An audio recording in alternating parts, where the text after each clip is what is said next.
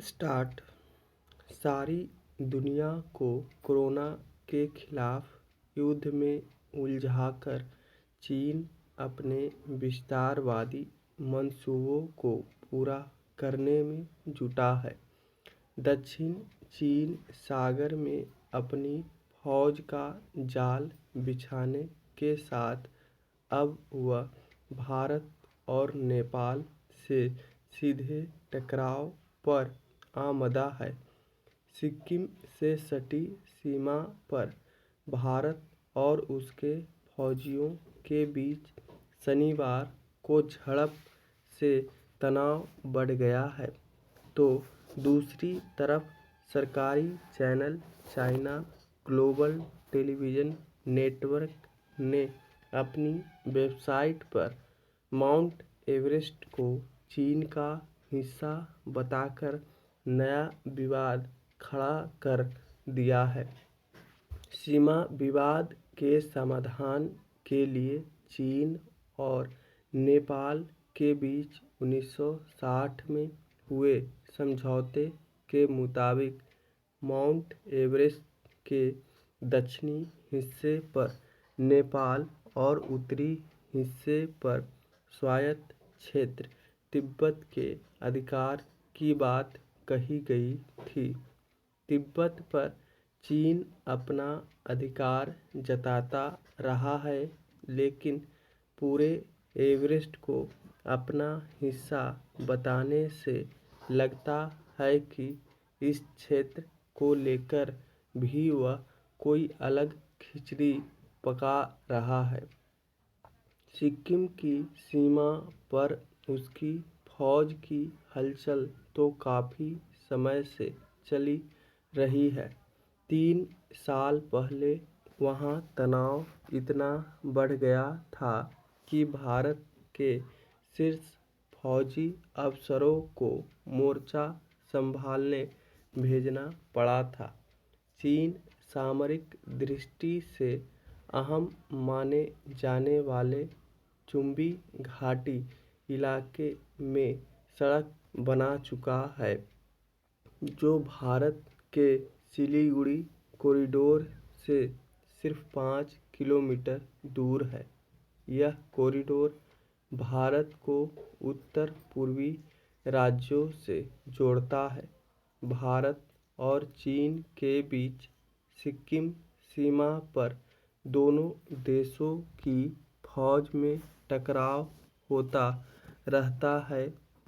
3 साल पहले चीन के वुहान शहर में वहाँ के राष्ट्रपति शी जिनपिंग और भारत के प्रधानमंत्री नरेंद्र मोदी की बीच बैठक में फैसला किया गया था कि दोनों देश विवादों को आपसी बातचीत से सुलझाएंगे। सिक्किम में ताज़ा झड़प इस फैसले का उल्लंघन है।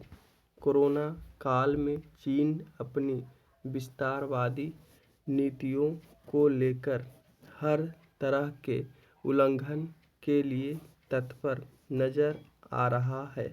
पाकिस्तान भी कोरोना से जूझ रहा है, लेकिन चीन पाकिस्तान आर्थिक गलियारे का काम तेजी से चल रहा है। यह गलियारा पाक अधिकृत गिलगित बाल्टिस्तान से होकर गुजरेगा। हाल ही भारतीय मौसम विभाग के नक्शे में गिलगित बाल्टिस्तान को भारत का हिस्सा बताए जाने से चीन की बौखलाहट बढ़ गई है। सिक्किम में ताज़ा झड़प को इसी बौखलाहट का नतीजा माना जा रहा है। इस गलियारे ने भारत की चिंताएं बढ़ा रखी है, तो दक्षिण चीन सागर में चीनी फौज का जमावड़ा बढ़ने से अमेरिका के कान खड़े हो गए हैं। उसने भी अपने 3 युद्धपोत इस इलाके में भेज दिए हैं। बताया जाता है कि चीन इस सागर से पेट्रोकेमिकल्स और दूसरे खनिज निकालना चाहता है। उसकी वहाँ न्यूक्लियर रिएक्टर बनाने की भी योजना है। रक्षा विशेषज्ञों का मानना है कि इससे इलाके में युद्ध के हालात पैदा हो सकते हैं।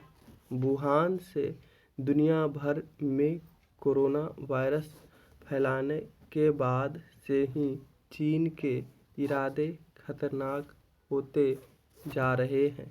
इसलिए न सिर्फ भारत बल्कि पूरी दुनिया को उसकी हरकतों पर पैनी निगाह रखने की ज़रूरत है। हिंदुस्तान संपादकीय 90 शब्द प्रति मिनट। समय शुरू हो रही है 5 सेकंड में।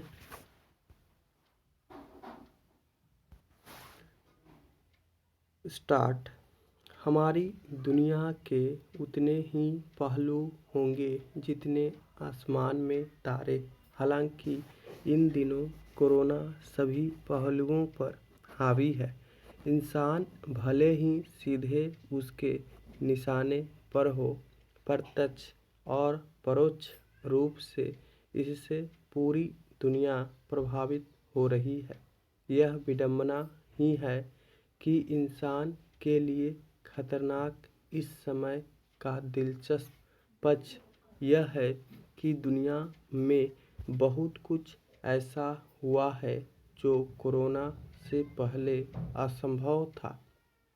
जीव जगत ही नहीं, पेड़ पौधों की दुनिया में भी सकारात्मक परिवर्तन दर्ज करने का सिलसिला जारी है। एक अलग ही दुनिया नज़र आ रही है। सबसे बड़ी खुशखबरी यह है कि आर्कटिक पर रिकॉर्ड आकार का ओजोन छिद्र, जो 2011 के बाद से सबसे बड़ा था, अब बंद हो गया है। संयुक्त राष्ट्र विश्व मौसम संगठन लगातार इसकी पड़ताल में लगा है। हालांकि कुछ वैज्ञानिक यह भी बता रहे हैं कि इसका सीधे कोरोना से संबंध नहीं है, लेकिन इतना तय है कि पृथ्वी पर आकाश, वायु, जल इत्यादि को राहत का एहसास हुआ है। लोग भूले नहीं हैं, वैज्ञानिकों ने चेतावनी दी थी कि ग्रीन हाउस गैसों का उत्सर्जन 2020 में कम होना शुरू हो जाना चाहिए, वरना पृथ्वी तेजी से एक ऐसी जगह में तब्दील होती जाएगी जहां इंसानों और बाकी जीवों का रहना मुश्किल हो जाएगा। कोरोना की वजह से जो लॉकडाउन हुआ है, उसे देखते हुए वैज्ञानिक आश्वस्त हैं। पर्यावरण सुधार की जीवनदायी प्रक्रिया शुरू हो चुकी है। किसी ने यह सोचा नहीं था कि एक महामारी की वजह से ऐसा संभव होगा, लेकिन आज दुनिया का यही सच है। नासा और अन्य अंतरिक्ष विज्ञान संस्थानों के सैटेलाइट लगातार ऐसे चित्र भेज रहे हैं जिनसे पता चलता है कि धरती पर प्रदूषण का स्तर बहुत घट गया है। अनुमान है दुनिया में प्रदूषण में औसतन 40% से अधिक की कमी आई है। ग्लोबल कार्बन प्रोजेक्ट के अनुसार इस साल कार्बन उत्सर्जन में 5% से ज़्यादा कमी के संकेत मिलने लगे हैं। मार्च से अप्रैल तक की बात करें तो हम 100 साल पहले वाली प्रकृति और पर्यावरण में पहुंच रहे हैं। कार्बन उत्सर्जन में कमी की सबसे बड़ी वजह है दुनिया में पहले की तुलना में 71% कम हवाई जहाज उड़ रहे हैं। विमानों के कम उड़ने से जो अध्ययन हुए हैं उनसे यह पता चलता है कि 33% व्यावसायिक विमान यात्राओं के बिना भी काम चल सकता है। बेशक आने वाले दिनों में कंपनियों के प्रबंधन में भी दिलचस्प बदलाव देखने को मिलेंगे। विश्व स्वास्थ्य संगठन के अनुसार दुनिया में हर साल 70 लाख लोग वायु प्रदूषण की वजह से मारे जाते हैं। भारत की बात करें तो दशकों बाद लोगों को साफ आसमान नसीब हुआ है।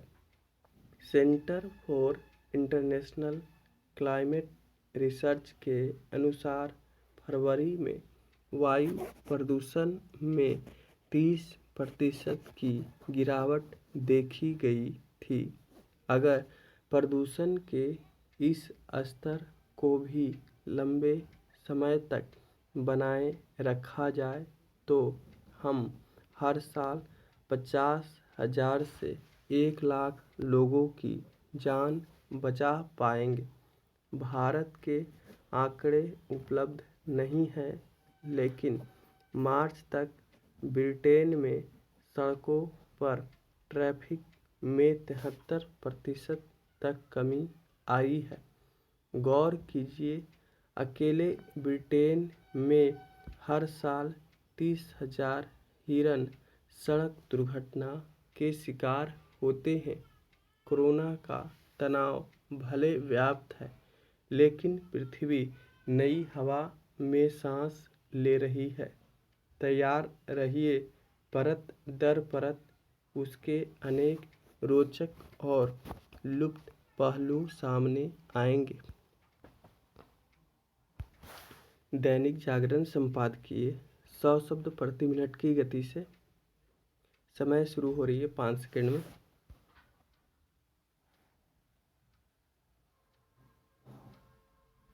स्टार्ट।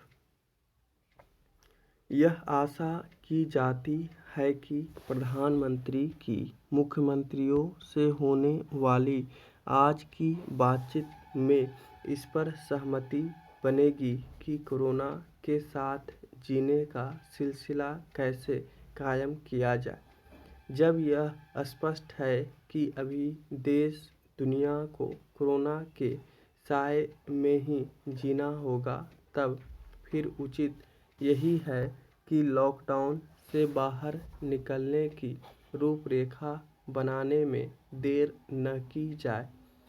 ऐसा कोई रूपरेखा तभी प्रभावी साबित होगी जब लॉकडाउन खत्म करने का फैसला किया जाएगा। वर्तमान परिस्थितियों में लॉकडाउन को और आगे बढ़ाने का कोई औचित्य नहीं बनता। लॉकडाउन को केवल इसलिए खत्म नहीं किया जाना चाहिए कि उसकी भारी आर्थिक कीमत चुकानी पड़ रही है, बल्कि इसलिए भी किया जाना चाहिए कि अब उसके नुकसान अधिक और फायदे कम दिख रहे हैं। यह लॉकडाउन जारी रहने का ही नतीजा है कि कारोबारी गतिविधियों को आगे बढ़ाने के लिए जारी किए गए दिशा निर्देशों पर आधे अधूरे ढंग से ही अमल हो पा रहा है। न केवल केंद्र सरकार बल्कि राज्य सरकारों को भी इस पर गौर करना चाहिए कि बंदिशों के बीच उद्योग व्यापार जगत अपना काम सही तरह नहीं कर सकता। हालांकि उद्योगों को उत्पादन की छूट देने की तैयारी से यह संकेत मिल रहा है कि लॉकडाउन को और विस्तार न देने का मन बनाया जा रहा है। लेकिन यह ध्यान रखा जाना चाहिए कि सतर्कता बरतने के नाम पर कारोबार जगत अनावश्यक बंदिशों से जकड़ा न रहे। इससे इनकार नहीं कि लॉकडाउन से बाहर आना एक चुनौती भरा काम होगा, लेकिन संभावित चुनौतियों का सामना करने के अतिरिक्त और कोई उपाय भी नहीं। यह सामना इस तरह किया जाना चाहिए जिससे कोरोना वायरस का संक्रमण बेलगाम न होने पाए। लॉकडाउन खत्म होने की स्थिति में किसी को भी इस नतीजे पर नहीं पहुंचना चाहिए कि अब शारीरिक दूरी का पालन करने, साफ सफाई को लेकर सजगता दिखाने और सेहत के प्रति सतर्क रहने की ज़रूरत नहीं रह गई है। यह ज़रूरत अभी लंबे समय तक बनी रहेगी। इसी के साथ यह भी ज़रूरी होगा कि हॉटस्पॉट कहे जाने वाले इलाकों में कुछ पाबंदियां जारी रहे और अस्पतालों में अतिरिक्त सतर्कता बरती जाए। यह ठीक नहीं कि बीते कुछ दिनों से एक ओर जहां चिकित्सकों और स्वास्थ्यकर्मियों के संक्रमित होने के मामले बढ़े हैं, वहीं दूसरी ओर उन मरीजों के भी जो किसी अन्य बीमारी का उपचार कराने अस्पताल गए थे। बेहतर हो कि केंद्र और राज्य सरकारें इस पर विशेष ध्यान दें कि स्वास्थ्यकर्मियों और साथ ही पुलिसकर्मियों को संक्रमण से कैसे बचाया जाए। कोरोना के खिलाफ लड़ाई के नायक यही हैं और इनकी हिफाजत हर हाल में करनी होगी।